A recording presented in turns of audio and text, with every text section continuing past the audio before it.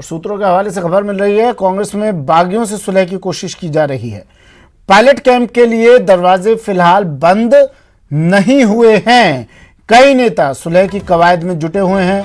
CWC सदस्य रघुवीर मीणा ने कहा कि बागी अगर फ्लोर टेस्ट में कांग्रेस के पक्ष में वोट करते हैं तो उन्हें माफ कर दिया जाएगा।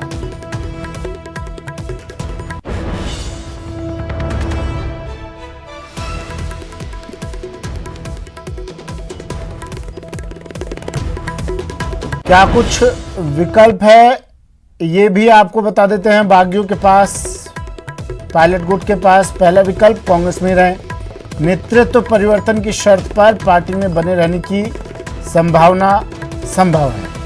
पायलट खेमे के विधायकों ने पार्टी के खिलाफ बयान नहीं दिया है। इस फॉर्मूले पर सहमति बनी तो सभी विधायकों की मेंबरशिप बच जाएगी।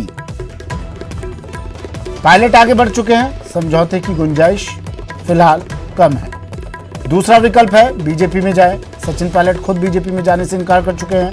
बीजेपी विरोधी वोट बैंक की वजह से बीजेपी में शामिल नहीं हो सकते। बीजेपी में जाते हैं तो दल बदल कानून के तहत विधायक की जाएगी। तीसरा विकल्प नई पार्टी बनाए। सचिन पायलट और उनके समर्थक नई पार्टी बना सकते हैं। नई पार्टी बनाने से भी सभी की विधानसभा सदस्यता जाएगी।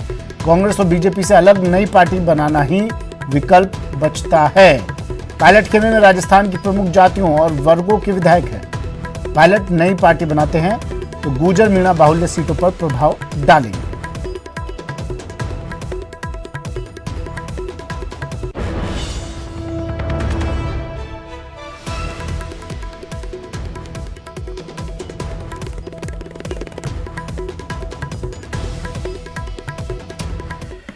तो चलिए, पायलट पॉलिटिक्स और कितने विकल्प सचिन पायलट के पास, ये हमने आपको बताया। और इस बीच मुख्यमंत्री अशोक गहलोत कुछ ही देर बाद जयपुर पहुंचने वाले हैं। दरवाजे तमाम खुले हुए हैं अब भी पायलट गुट के लिए कांग्रेस में। मेरे साथ हमारे कुछ मेहमान जुड़ गए हैं, गेस्ट पैनल जुड़ा है, उनसे बात कर लेते हैं। स्वर्णिम चतुर्वेदी जी हमारे साथ जुड़े हैं, कांग्रेस नेता हैं। राखी राठौर भाजपा नेत्री हैं। सुरेंद्र कुमार लांबा जी सचिन पायलट समर्थक हैं, हमारे साथ जुड़ गए हैं। सबसे पहले सुरेंद्र कुमार जी, मैं आपके पास आ रहा हूं। आप तीनों का स्वागत है न्यूज 18 राजस्थान में। सुरेंद्र कुमार जी, देखिए आपकी भूमिका ही इस वक्त सबकी नजरें पूरे प्रदेश की सचिन पायलट गुट पर है। क्या कुछ चल रहा है सर अंदर खाने में? आप लोग सामने भी नहीं आ रहे हैं, बात भी नहीं कर रहे हैं, चल क्या रहा है? निश्चित रूप से श्रीमान जी, पायलट साहब का जो भी कदम होगा वो राजस्थान की जनता के हित में होगा।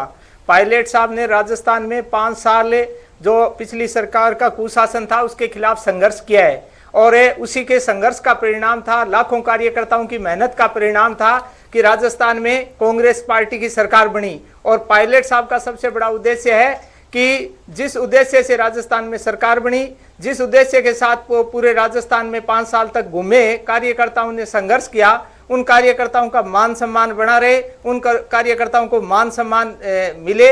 और जो घोषणाएं पायलट साहब ने राजस्थान की जनता से की थी और राजस्थान की जनता को पायलट साहब ने जो वादा दिलाया था कि 5 साल बाद जब हमारी सरकार आएगी तो हम राजस्थान की जनता के लिए करेंगे, उसके लिए तो आई ना सर सरकार है और सरकार आई ना आपकी, संघर्षरत रहेंगे। सरकार आई ना आपकी जी, सरकार आई, बिल्कुल। वादे पूरे करो। 5 साल नहीं हुए, 1.5 साल ही हुआ, उसी का परिणाम है। हाँ? मैं यही तो मैं कह रहा हूं ना, बिल्कुल बिल्कुल 1.5 साल का समय बहुत बड़ा समय होता है। और पायलट साहब ने राजस्थान की जनता से ये वादा किया था कि हम सरकार बनते ही तुरंत जनता की जो समस्या है उस पर कार्रवाई काम करेंगे। आप तो बीच में छोड़ के चले गए, लेकिन सर सरकार तो बन गई, आप तो जनता को बीच में छोड़कर निकल लिए। कहीं नहीं छोड़ के गए हैं, कहीं नहीं छोड़, कहां हो? दिखाई नहीं दे रहे। आपको विश्वास दिलाता हूं कि जो पायलट साहब, मैं कहां नहीं दिखाई दे रहे हैं, कहां दिख रहे हो बताओ। कल 12 तारीख को जो पायलट समर्थक विधायक है उन मैं क्या कह रहा हूँ, जनता में रहे हैं ना हम तो 5 साल, हम तो उस समय भी जनता में रहे। अरे महाराज अशोक जी, होटल पहुंचते आप होटल में नहीं मिलते, मीडिया के सामने नहीं आते हो आप। जो सत्ता का स्वाद चख रहे हैं वो लोग जब आराम कर रहे थे, मैं कह रहा हूँ जो लोग आज सत्ता का स्वाद ले रहे हैं वो जब आराम फरमा रहे थे। उस टाइम पायलट साहब और उनके समर्थक कांग्रेस पार्टी के कार्यकर्ता जनता के बीच में थे, जनता के लिए उस घड़ी में संघर्ष कर रहे थे। हाँ। और आज भी जनता में रहेंगे। अरे सुरेंद्र जी, मुझे एक चीज बताइए, अच्छा लगता है? और पायलट साहब, सुरेंद्र जी एक चीज बताइए, अच्छा लगता है? सरकार कोर्ट के चक्कर काट रही है, अच्छा लगता है? जनता ढूंढ रही है अपने विधायकों को, अच्छा लगता है? बिल्कुल। मैं आपकी मुख्यमंत्री बार बार कह रहे हैं दरवाजे खुले हैं, दिल बड़ा है, आइए तो सही एक बार, आप लोग जाते ही नहीं है। सचिन पायलट जी सत्ता का आनंद लेने के लिए नहीं आए थे। सचिन पायलट जी अगर राजस्थान, तो फिर होटल में क्यों बैठे हो साहब? जो कांग्रेस पार्टी के लोग सत्ता लेकर के आए, वो जनता के लिए लेकर। अरे महाराज, सत्ता का आनंद नहीं चाहिए तो होटल में क्यों बैठे हो? और जब नाराज क्यों है? मैं कह रहा हूं, जब जनता को नहीं सुनोगे, डेमोक्रेसी में अगर जनता की सुनवाई नहीं होगी तो ऐसे कमाल कर रहे हो, कमाल कर रहे हो। दो लाइन आप रट के आए, 2 लाइन बोल रहे हो, आप जवाब नहीं दे रहे हो। सत्ता का आनंद नहीं लेना पायलट साहब को तो होटल में नाराज होके क्यों बैठो साहब? जनता के बीच आओ ना। तो क्या जनता, बिल्कुल जनता की बात नहीं सुनेंगे और जनता के हित में कदम नहीं उठाएंगे? जनता की बात तो जनता ने वोट डाल कर बता दी ना। रहते हुए पिछले 7 साल, हाँ, जनता ने विधायकों को चुना, विधायकों ने गहलोत साहब को चुन लिया। जो लोग पर्यवेक्षक बन के आए हैं, हाँ। जो पर्यवेक्षक बन के आए हैं, रणदीप सुरजेवाला जी, अविनाश पांडे जी, हाँ। वो कभी जनता के नेता रहे नहीं। और वो ये आप सर, समस्या यही है, विधायकों को असल में समस्या ये है कि सवाल जो पूछा जाए सुरेंद्र जी उसका जवाब देना नहीं है। ये महाराणा प्रताप, हाँ, ये महाराणा प्रताप या महाराणा प्रताप स्वर्णिम पैदा होते चतुर्वेदी, हैं, ये ठीक है, धमकियों से नहीं डरते। हाँ ठीक है, सुन ली बात। स्वर्णिम चतुर्वेदी जी, कब होगा पटाक्षेप इन सारी बातों का? कब तक हम बीजेपी कांग्रेस खेलते रहेंगे? कब तक हम बाड़ेबंदी खेलते रहेंगे सर? देखिए, ये खेल तो भारतीय जनता पार्टी ने सबसे पहले उत्तराखंड में शुरू किया था, गोवा, कर्नाटक, मध्य प्रदेश होते हुए राजस्थान में आए हैं और पटाक्षेप यही होगा। 14 तारीख को आपको ये पटाक्षेप देखने को मिलेगा। पूरे देश में ये बीमारी फैलाई गई है लाइन वाली आपकी तरफ से, चुनी हुई सरकारों को अस्थिर करके गिराने की, और वो निश्चित रूप से उसका पटाक्षेप यही होने वाला है। और ये जो खेल इन्होंने शुरू किया, ये समाप्त होगा उसी दिन जब इनको ये पता पड़ेगा कि जिस संख्या का ये गुमान करते हैं कि इनके पास है, मैं सवाल अपनी बताते हैं। स्वर्णिम जी, मैं सवाल शायद आपसे, आप भी मेरे साथ उस दिन जुटा नहीं 50 बार बैठे होंगे डिबेट में, और आपसे भी मैंने सवाल किया होगा, क्या भाजपा सचिन पायलट का हाथ पकड़कर, उंगली पकड़कर लेके गई थी होटल में? देखिए, कांग्रेस पार्टी में जिसने काम किया, आज हम विचारधारा से जुड़े हुए हैं, हम कांग्रेस पार्टी में, जो विचारधारा को पसंद नहीं करेगा, जिसका विचारधारा से सहमति नहीं होगी, वो उसकी अपनी इच्छा है, आप किसी को जबरन रोक नहीं सकते। ये विचारधारा को जो मानता है वो विचारधारा के साथ आता है। बार-बार कह रहे हो कि दरवाजे खुले हैं, वोट अगर पक्ष में डालोगे तो आप आ जाओगे, नहीं तो नहीं। डर है, अब भी डर हमारी सता रहा है पार्टी के आपको? सिंबल पे चुनाव लड़े हैं, हमारी पार्टी में हम लोगों ने सब साथ मिलकर काम किया है। सीएम साहब होटल में कह रहे हैं कि हमारी जीत पार्टी हमारी जो सरकार है आज, तो फिर ये बाद में एक लाइन और क्यों जोड़ दी जाती है कि अगर पायलट गुट वोट हमारे पार्टी के पक्ष में डालेगा तो वापसी उनकी आराम से निश्चिंत रहे हो, दरवाजे खुले हैं फिर हमारे। जब आपकी जीत पक्की है तो छोड़िए हमारे ना। परिवार के सदस्य ही, बिल्कुल दरवाजे खुले हैं क्योंकि हमारे परिवार के सदस्य हैं। जीत और हार की बात नहीं है। शर्त क्यों रखी जाती है कि वोट हमारे पक्ष में है? परिवार के सदस्यों को वापस बुलाने के लिए शर्त रखी जाती है क्या साहब? देखिए, वोट अगर परिवार के साथ रहेंगे तो परिवार के साथ दिखेगा, और परिवार के साथ नहीं है तो वोट ना डाल करके ये भी दिखेगा जो उनको छोड़ना है। तो ये अपनी अपनी मंशा है, और उसमें सिर्फ इतनी सी बात है, अगर परिवार के सदस्य हैं तो परिवार के साथ आना चाहिए, परिवार के साथ खड़े होना चाहिए। और जो समस्या जो चल रही है, पांडे जी का बयान बता रहे हैं ना, किस प्रकार परिवार के साथ रहना। और देखिए, जिस तरह से आप परिवार जो है, परिवार को यदि आपको छोड़ के जाना है तो आप परिवार के सदस्य हैं अगर, तो परिवार को नुकसान नहीं पहुंचाते, और परिवार को अगर आप नुकसान पहुंचाते हैं तो निश्चित रूप से आप परिवार के साथ नहीं है। ये चीज वोटिंग से ही आज परिलक्षित हो सकती है, पहली चीज। दूसरी चीज ये है कि हम एक चीज कहते हैं, और सभी लोगों को यह पता होना चाहिए और जानकारी है इस बात की, जो राजनीति में लंबे समय से है, कि संस्थान से बड़ा कभी व्यक्ति नहीं होता। व्यक्ति जो है संस्थान में रहकर पार्टी में रहकर के कार्य करता है, तो पार्टी के लिए पार्टी जो है, पार्टी बिल्कुल व्यक्तियों से होता है। तो आज जो हजारों लाखों कार्यकर्ता हैं, आज जो 102 विधायक हैं, वो 102 विधायक क्या 19 विधायकों और ऐसे एक एक कर नाराज होकर बाहर चले गए, क्या 19 विधायक जो डिक्टेट करेंगे 102 विधायकों को? क्या होगा फिर? मध्य प्रदेश के संस्थान से चले गए, नाराज होकर कार्यकर्ता राजस्थान के संस्थान से नाराज हो रहे हैं। संस्थान बिना व्यक्तियों के कुछ नहीं होता है सर। मध्य प्रदेश का संस्थान ढह गया ना आपका। कार्यकर्ता नाराज नहीं है, बिल्कुल। मध्य प्रदेश में अभी उपचुनाव होने बाकी है, आप निश्चित रूप से देखिएगा।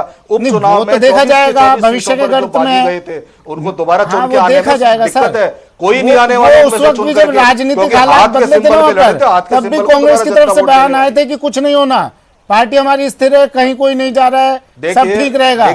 लेकिन अचानक से पासा पलट गया ना सर जी। एक बात वो तो भविष्य के गर्त में, लेकिन संस्थान व्यक्तियों से होता है, अगर व्यक्तियों की कदर नहीं करोगे मध्य प्रदेश में संस्थान को देखा, टाइम नहीं जनता लगता देख है। रही है किस प्रकार से खरीद फरोख्त होकर के 24 विधायकों को तोड़ा गया।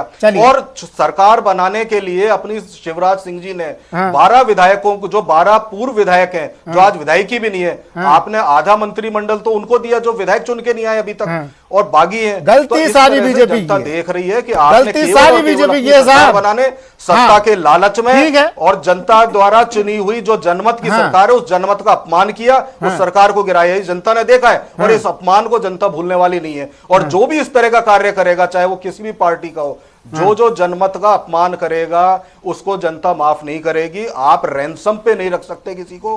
आपको अगर अपनी बात मनवानी है तो लोकतंत्र में लोकतांत्रिक तरीके से ही आप बात मनवा सकते हैं। आपको किसी फोरम पे, पार्टी चलिए अविनाश कल्ला जी भी हमारे साथ जुड़ गए हैं। अविनाश जी मैं आपके पास भी आऊंगा, लेकिन उससे पहले राखी राठौड़ जी हमारे साथ जुड़ी हुई हैं भाजपा से। राखी जी, क्यों बार बार भाजपा का नाम लेती है कांग्रेस? ऐसा क्या बिगाड़ दिया मैडम? कौन सी भैंस खोल ली कांग्रेस की? देखिए सुमित जी, ये प्रॉब्लम सिर्फ और सिर्फ इनके वर्टिकल डिवीजन के वजह से हुई है। अभी अभी मेरे बीच में जो दोनों प्रवक्ता बैठे हैं, इन लोगों की बातचीत से साफ स्पष्ट होता है कि इनकी इंटरनल प्रॉब्लम थी। जिस तरह से इनके बीच में दो घड़े अलग हो गए, और मैं तो ये कहना चाहूंगी कि इनके सभी नेताओं को इस बात की जानकारी थी। ये बात आज की नहीं है, दिसंबर से जब मुख्यमंत्री पद की शपथ ली तभी से ये बात शुरुआत हो गई थी। लेकिन नेशनल लीडरशिप ने और किसी भी लीडरशिप ने इतनी कैपेबिलिटी नहीं थी कि इसको समय रहते कंट्रोल कर पाते। अगर कंट्रोल कर लेते तो आज की ये स्थिति नहीं बनती। भारतीय जनता पार्टी पे जिस तरह की बातचीत ये लोग करते हैं, मैं सिरे से इसको नकारती हूं, क्योंकि सिर्फ इनकी इंटरनल प्रॉब्लम्स की वजह से ये विषय को भटकाने के लिए, अपनी जो नकारापन है, जो इनका घबराहट है, उसको छुपाने के लिए हमारा नाम लगाते हैं, जबकि इनकी इंटरनल प्रॉब्लम्स। ऑडियो रिकॉर्डिंग आई है मैडम, राखी जी, ऑडियो रिकॉर्डिंग जो आई है उसमें जिन लोगों के नाम आए उनके कुछ कुछ भाजपा से लिंक निकल रहे हैं। सर देखिए, जांच अभी भी पेंडिंग है। ऑडियो रिकॉर्डिंग तो मैं कहूं हंसी का पात्र बना दिया इन्फोर्समेंट एजेंसीज को, कि किस तरह से एसओजी पहले किसी धारा में दर्ज करती है किसी मुकदमे का, और उसके बाद किस तरह से यू टर्न लिया जाता है। क्या पहली बार इस तरह की एजेंसीज काम कर रही हैं? किस तरह की प्रेशर टैक्टिक्स यहां पे अपनाई जा रही है सामने नजर आ रहा है, सिर्फ दबाव बनाकर। और जहां तक ये रैंसम की बात अभी कर रहे थे, मुझे अच्छा नहीं लगता इन शब्दों का उपयोग, क्योंकि एक महीने से जहां पर सारे के सारे विधायकों को जबरदस्ती बंद किया हुआ है, क्या ये एक ऐसी शुरुआत? लोकतंत्र की बात करते हैं, लोकतंत्र में इस तरह की बातचीत होती तो अच्छी नहीं लगती, शोभा नहीं देती इस तरह की बात करना। और एजेंसीज का दुरुपयोग करके इस तरह का काम किया हुआ है। हम अभी भी हर तरह की जांच के लिए तैयार हैं। आप जांच करवाइए ना, आप क्यों यू टर्न करवाते हैं? एजेंसीज की भी किरकिरी होती है। एजेंसियों का दुरुपयोग कांग्रेस कर रही है। मतलब जो सीबीआई और ईडी जो जांच के लिए पहुंची थी, वो भी एजेंसी का दुरुपयोग हो रहा है, क्योंकि एजेंसी तो अब आपकी और कांग्रेस की बातों से तो ये लगता है, सुनिए राखी जी, आपकी और कांग्रेस की बातों से यही लगता है कि एजेंसी से दुरुपयोग करवाने के लिए बनाया गया है इन एजेंसियों को। कांग्रेस कहती है कि केंद्र सीबीआई का दुरुपयोग कर रही है, भाजपा कह रही है कि कांग्रेस दुरुपयोग कर रही है एसओजी का। सुमित जी, जो भी एजेंसीज की आपने भी बात की, मुझे लगता है कि पिछले जो दिनों में हमने देखा वो स्पष्ट है, सबके सामने स्पष्ट है। ईडी ने जो कार्रवाई करी वो पुरानी कार्रवाई थी, जो 2007 में जो मैटर था वो चल रहा था। और एसओजी की कार्रवाई का क्या हुआ सबने देखा अभी। कैसे उनको मालूम नहीं चला कि ये इस धारा के अंदर यहां एप्लीकेबल नहीं होगा, किसी और एजेंसी में जाएगा। तो साफ साफ दिख रहा है वो कार्रवाई जो तरीके से पहले से तैयारी के साथ चली थी, जो पुराने मैटर के साथ चली थी, वो एक जेन्युइन कार्रवाई थी। और अभी जो किया गया वो यू टर्न लेकर के जिस तरह का किया गया, मुझे लगता है स्पष्ट है कि एजेंसी का दबाव कौन बना रहा है। स्वर्णिम जी, क्यों लग गई एफआईआर? जी देखिए, मैं तो ये कहना चाह रहा हूं, अभी राखी जी ने दो बातें कही कि केंद्रीय एजेंसीज ने जो छापे डाले, जो रेड करी, वो तो पुराने मामले थे। तो उनकी टाइमिंग तो वही थी ना, जब कि फेयरमाउंट होटल में जब हमारी मीटिंग होने वाली थी तो आप फेयरमाउंट होटल में छापा डालते हैं। कर्नाटक में जब हमारे विधायक जिस होटल में रिसोर्ट में ठहरे, आपने उसके मालिक क्या छापा डाला। फिर मैं एक चीज इनसे और पूछ लेना चाहता हूं, इन्होंने कहा हम किसी भी तरह की जांच के लिए तैयार हैं, तो क्या जिन इनके केंद्रीय नेता का नाम उस टेप में आ रहा है, वो अपना वॉइस सैंपल देने से क्यों घबरा रहे हैं? क्या क्यों नहीं देना चाहते, क्यों मना कर रहे हैं? अगर इतने ही स्पष्ट रूप से अपने आप को पाक साफ बताना चाहते हैं या बता रहे हैं, तो आइए ना, वॉइस सैंपल दीजिए। और नहीं तो मैं आपको एक चीज बताना चाहता हूं कि जन नेताओं की आवाज किसी से छुपी हुई नहीं होती है। पूरी जनता ने आवाज सुनी है और वो समझ भी लिया है कि वो आवाज किसकी है। जनता की अदालत में तो फैसला हो चुका है कि वो आवाज किसकी है, पहली चीज। दूसरी चीज, जिस प्रकार से दुरुपयोग लगातार किया जा रहा है केंद्रीय जांच एजेंसियों का, आप देखें कहीं भी अगर कोई मामला होता है, बॉम्बे आप जब महाराष्ट्र में इनको अपनी सरकार बनानी थी तो इन्होंने अचानक से जिस व्यक्ति के खिलाफ इन्होंने खूब आरोप लगाए थे, हजारों करोड़ रुपए के घोटाले को डिप्टी सीएम बनाया और अपनी सरकार किसी तरह बनाई, रातों रात 4 बजे शपथ दिलाते हैं और अगले दिन उसको जो है पूरा दूध ड्राई क्लीन कर देते हैं। भारतीय जनता पार्टी में आइए, अपने सारे बात धो लीजिए, सारे आपके केस। तो बहुत सी बातें सामने आ जाएंगी सर। सुमित जी, एक बात कहना चाहती हूं। राखी जी, मैं आपके पास भी आऊंगा। थोड़ा सा वक्त, अविनाश कल्ला जी भी काफी देर से इंतजार कर रहे हैं, बैठे हैं हमारे साथ। अविनाश जी, क्या कहेंगे पूरे सिनेरियो पर?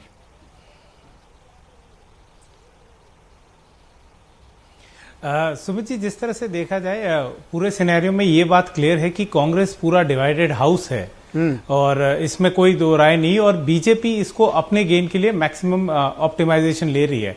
अगर हम देखें तो पिछले 3 दशकों में पहली बार ऐसा हुआ है कि प्रदेश की राजनीति में इतने बड़े स्तर की हलचल है।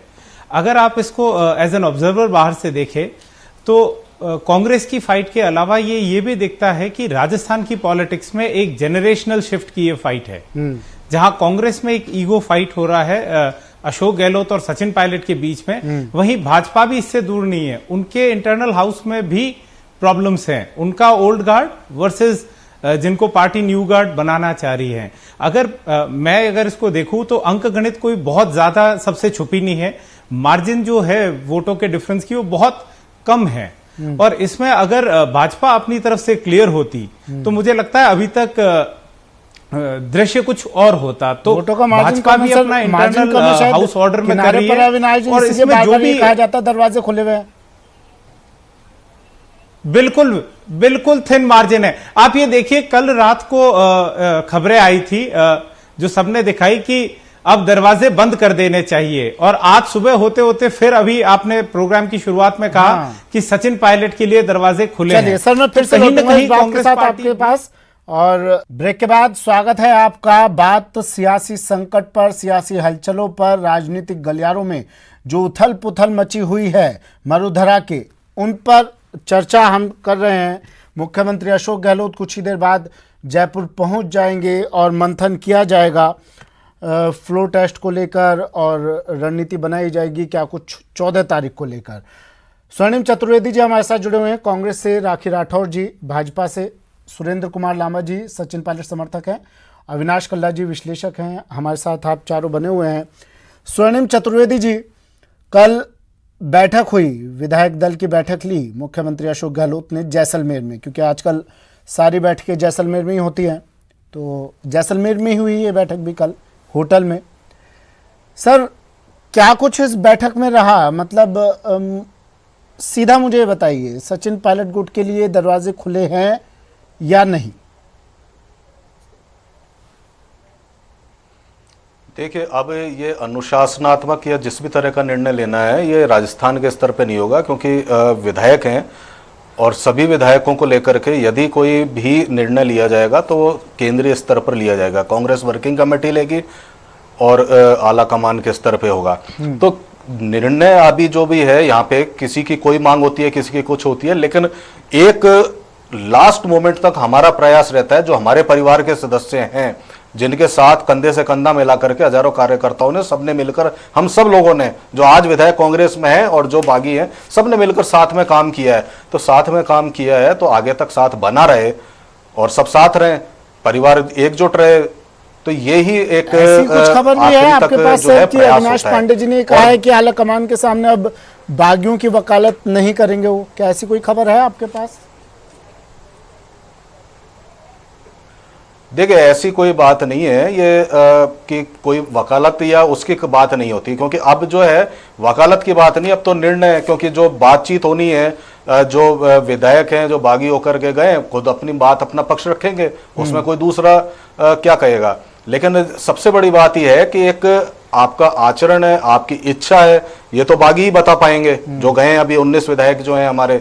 और अगर साथ आते हैं तो बहुत अच्छी बात है, परिवार है, परिवार के सदस्य का खुले दिल से स्वागत ही होता है। और बाकी निर्णय जो है, अगर 12 तारीख को 13 तारीख को जो है अगर कोई ऐसा संवाद स्थापित होता है, सूचना आती है, तो ये पता पड़ेगा, और नहीं तो 14 तारीख है, 14 तारीख को जो है सारी चीज सामने आ जाएगी। चलिए, रघुवीर मीणा जी भी हमारे साथ जुड़ गए हैं, CWC सदस्य हैं। रघुवीर जी, क्या कुछ ऑप्शन है, क्या कुछ विकल्प हैं पायलट गुट के लिए आपके पास?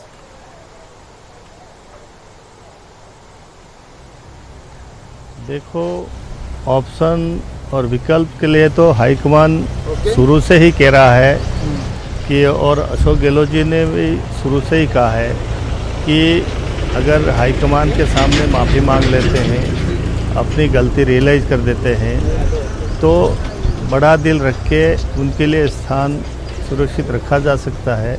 ये पहले से ही कहते आए हैं, अभी भी पूरा मौका है। और ये कहते हैं हम कि भाई, अगर आपसे किसी भूलवश या किसी लालच से या अधिक महत्वाकांक्षा के कारण अगर कोई स्टेप उठा दिया है, तो चूँकि हमारे राष्ट्रीय अध्यक्ष और हमारे राहुल गांधी जी जो निर्णय करेंगे उस निर्णय को सब मानेंगे। परंतु ये नहीं हो सकता है पार्टी में आप मर जाए तब तो चले जाओ।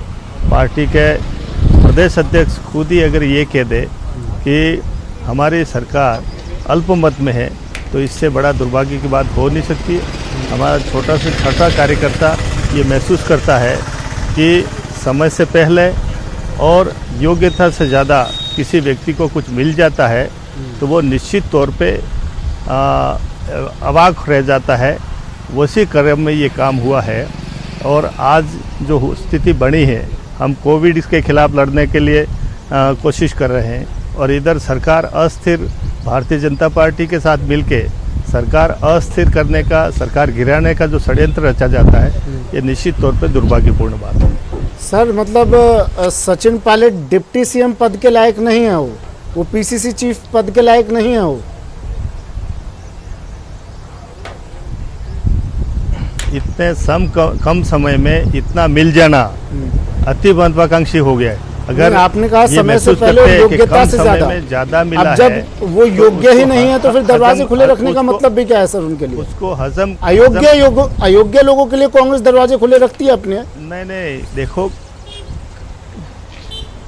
ऐसा है, उसमें कई विधायक ऐसे हैं जिनको ये भी आभास नहीं था कि ये क्यों ले जा रहे हैं। ले जाने के बाद, वहाँ ले जाने के बाद भारतीय जनता पार्टी के में चुंगल में फंसाने का जो प्रयास किया है, उससे लोग हताश हैं और उससे बहुत सारे लोग ये देख रहे हैं। समय से पहले और कांग्रेस पार्टी में योग्यता से ज्यादा, इट मीन्स यही हुआ ना सर कि वो डिप्टी सीएम पद के लायक नहीं है।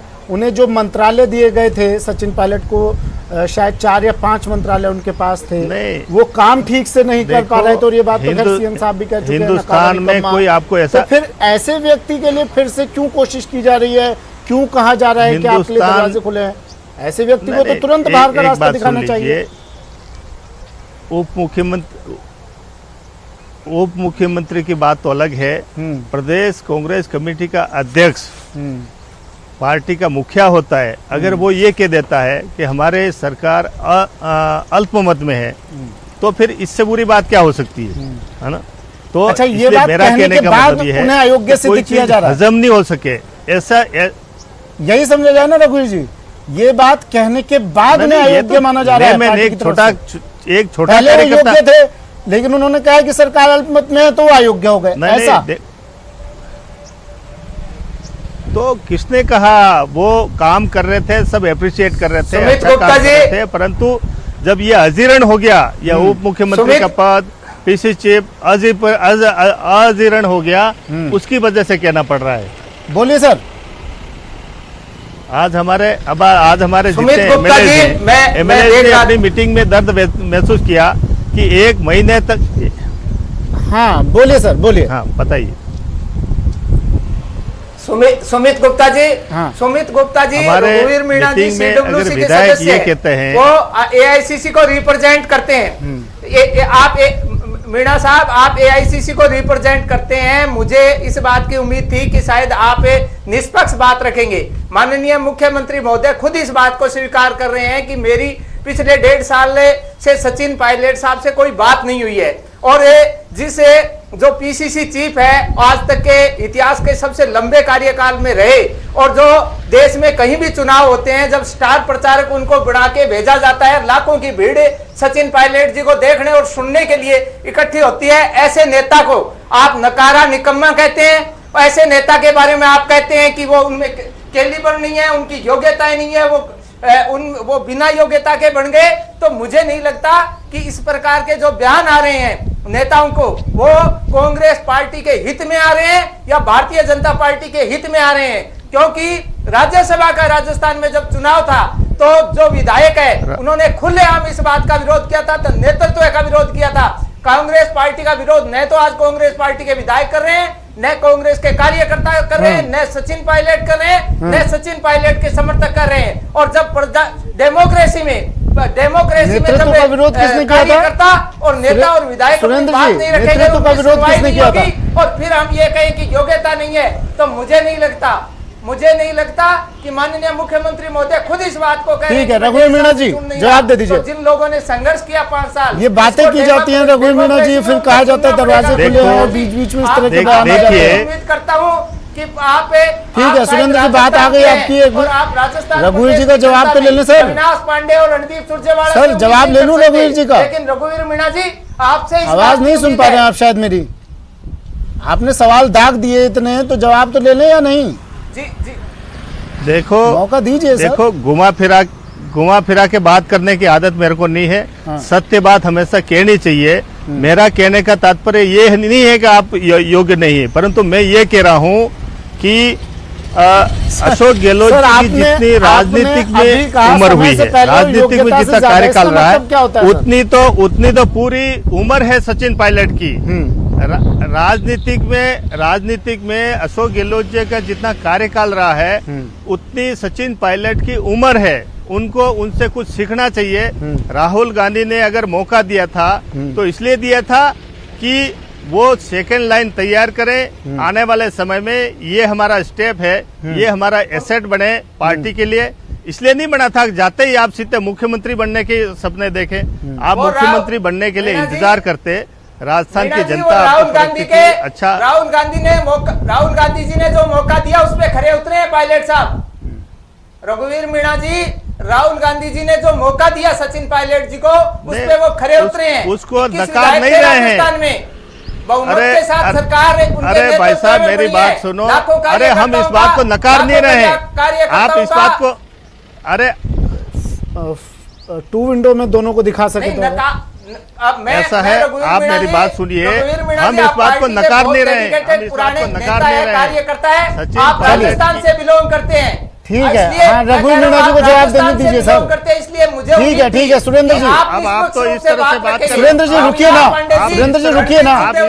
सुरेंद्र जी मैं आऊंगा ना आपके पास। रघुवीर मीणा जी को जवाब देने दीजिए। हाँ रघुवीर जी सर बोलने तो दो सुरेंद्र जी आप उन्हें थोड़ा। ऐसा है, आप इस तरह से बात मत करो। जब आप उस पार में हो, मैं इस पार में हूँ। ये इतना तो मौका रखो, साथ में बैठ के चाय पी सकते हैं, बात कर सकते हैं, इतनी गुंजाइश रखो। एकदम इस पार हो इस पार की बात मत करो। सत्य बात ये है, सचिन पायलट। सुरेंद्र जी रुकिए तो सही 2 मिनट, बात तो पूरी करने दीजिए उन्हें। हाँ रघुवीर जी आप बताइए, बात रखिए अपने आप। नहीं, आप अगर कहना देखे पूरी बात करने दो तो ठीक है, नहीं तो मैं आप बोलते रहो, मैं सुनता रहूं। इसमें सर बोलिए रघुवीर जी, बोलिए, सुन रहे हैं। मैं गांव से आने वाला व्यक्ति हूं। गांव के कार्यकर्ता की क्या सोच होती है ये मैं महसूस करता हूं, इसलिए मेरे शब्दों में उनकी भावनाएं हैं। मैं ये कह रहा हूं सचिन पायलट जी ने काम नहीं किया, ये कोई नहीं कह रहा है। हम कह रहे हैं काम किया, परंतु इतनी महत्वाकांक्षा और देश में ऐसा कोई उदाहरण नहीं मिलेगा आपको कि PCC का चीफ अगर ये कहे कि हमारी सरकार अल्पमत में है, तो फिर इससे बड़ी दुर्भाग्य की क्या बात हो सकती है। आज छोटा से छोटा कार्यकर्ता भी इस बात को लेकर चिंतित है कि कहीं हमारी सरकार गिर नहीं जाए, और हमारे खुद के लोगों के षड्यंत्र के कारण अगर सरकार गिर जाती है तो वो कार्यकर्ता जो गांव में बैठा है इस उम्मीद से है कि हमारा राज 5 साल बाद बना है, हमारे गांव का विकास हो, हमारा क्षेत्र का विकास हो, प्रदेश अच्छा चले, पार्टी मजबूत हो, इन भावनाओं को लेकर जो बैठा है उसके साथ अन्याय होगा। इसलिए मैं ये कह रहा हूँ अपनी महत्वाकांक्षाओं से आलाकमान को शुरुआत में अवगत तो कराया ही होगा ना सर। किसी को मिल जाता है। चुनाव से पहले सचिन पायलट ने अपनी महत्वाकांक्षाओं से आलाकमान को अवगत तो कराया होगा, ऐसा तो होगा नहीं कि बातचीत हुई नहीं होगी कभी इस बारे में। और ये चीज हमने चुनाव के ठीक बाद जब जीत मिली थी उसके ठीक बाद देखा भी था नेता कि किस तरह से दोनों लोग दिल्ली में बैठे थे एक कुर्सी के लिए। जो नेता आला कमान के साथ बार्गेनिंग करके अगर कोई पद ग्रहण करता है तो वो भी काहे का नेता है, फिर किस बात का कार्यकर्ता है। आला कमान माने हाई कमान के आदेश को पालना करे और समर्पित भाव से काम करे, वो नेता आला कमान के प्रति, हाई कमान के प्रति समर्पित होता है और पार्टी के प्रति समर्पित होता है। बार्गेनिंग करने वाले तो बहुत सारे मिल जाएंगे, बार्गेनिंग करके और फिर पद ग्रहण करने वाले तो बहुत सारे मिल जाएंगे आपको। राखी राठौर जी, हम सबको आपको नहीं लगता है बाड़ेबंदी के इस खेल में नुकसान सिर्फ जनता का हो रहा है? भाजपा अब तक कांग्रेस की बाड़ेबंदी पर सवाल उठा रही थी, लेकिन अब खुद भी उसी राह पर चल निकली है।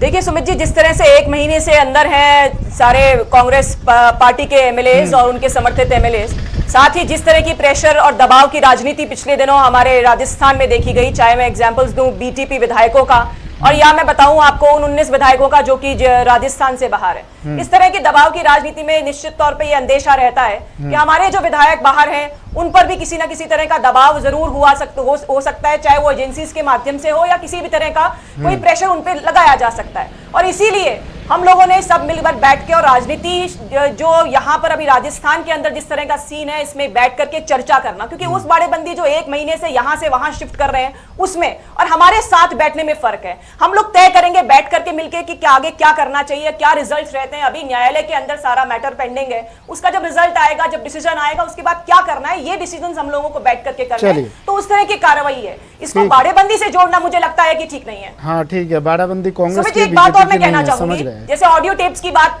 हाँ ठीक है राखी जी, लेकिन कोरोना के 600 मामले आज आए हैं। सीकर, अलवर, कोटा में 300 से ज्यादा संक्रमित मिले हैं, 6 लोगों की मौत हुई है। माफ कीजिएगा स्वर्णिम जी, ये शायद गलत खबर मैंने पढ़ दी है। कोरोना के बारे में अभी बात नहीं करनी है ना स्वर्णिम जी, अभी तो सिर्फ नेताओं की, विधायकों की खरीद फरोख्त की इसी बारे में बात करनी है ना सर। नहीं सुमित जी, अपन कोरोना पे भी बात कर लेते हैं, थोड़ी चर्चा करना इसलिए आवश्यक है। आंकड़े बढ़ रहे हैं रोज, बार बार ये इस तरह की चर्चाएं आती हैं। हाँ।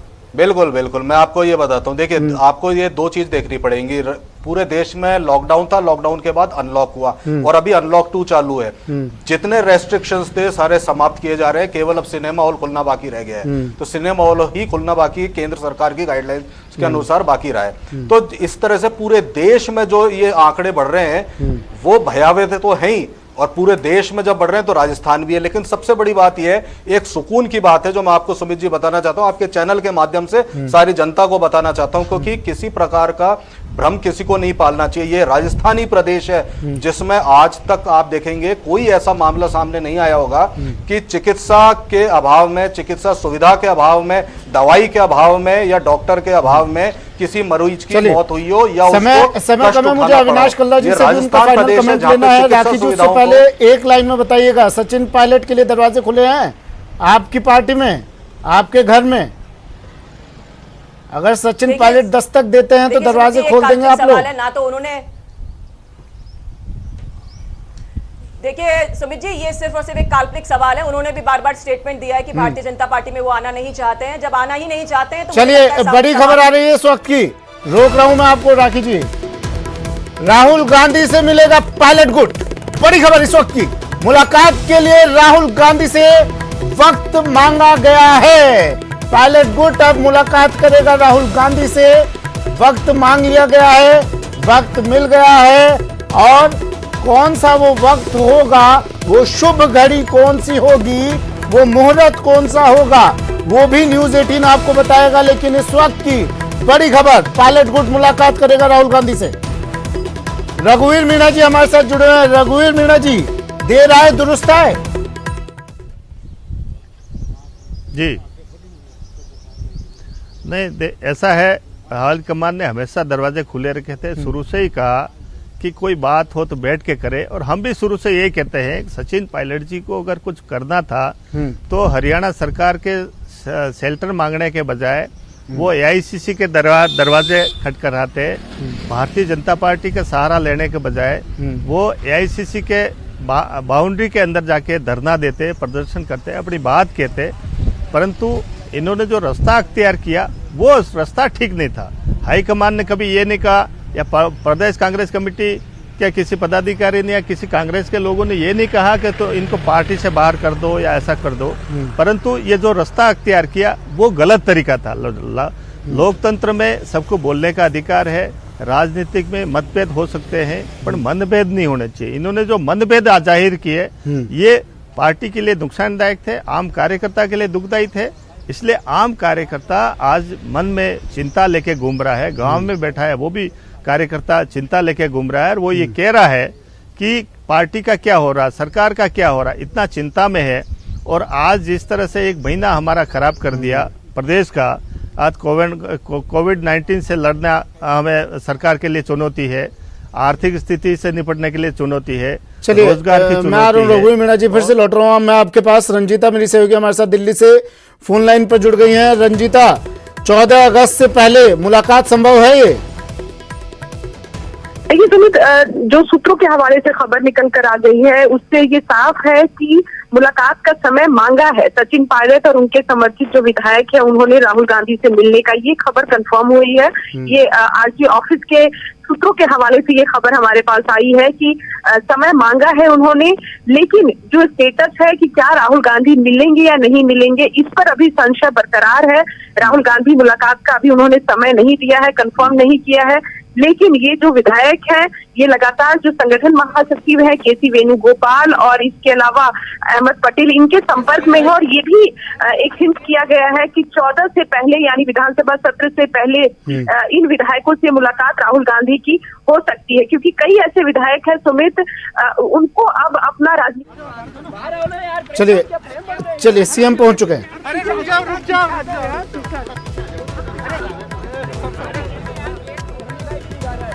और मुख्यमंत्री अशोक गहलोत जयपुर पहुंच चुके हैं। अविनाश पांडे भी उनके साथ है, प्रदेश प्रभारी। और अब मंथन किया जाएगा 14 तारीख को लेकर, कल भी अहम सुनवाई है हाई कोर्ट में, और 14 तारीख को लेकर मंथन करेंगे मुख्यमंत्री। और इसी मंथन, ये देखिए मुख्यमंत्री का काफिला, हालांकि पत्रकारों से उन्होंने बात नहीं की, सीधा निकल गए मुख्यमंत्री अशोक गहलोत। जयपुर पहुंच चुके हैं। कुछ देर पहले जैसलमेर से जब रवाना हुए थे तब भी तस्वीरें हमने आपको दिखाई थी, और अब जयपुर पहुंच चुके हैं मुख्यमंत्री अशोक गहलोत। और इस बीच बड़ी खबर ये कि पायलट गुट ने वक्त मांगा है राहुल गांधी से मिलने का, लेकिन खबर ये नहीं मिली है कि उन्हें वक्त मिला है या नहीं मिला है। समय मांगा है, कब मिलेगा वक्त और कब ये मुलाकात होगी, काफी खास मुलाकात ये रहने वाली है। केसी वेणुगोपाल के संपर्क में सचिन पायलट हैं, सूत्रों के हवाले से खबर, और 14 तारीख से पहले मुलाकात हो सकती है।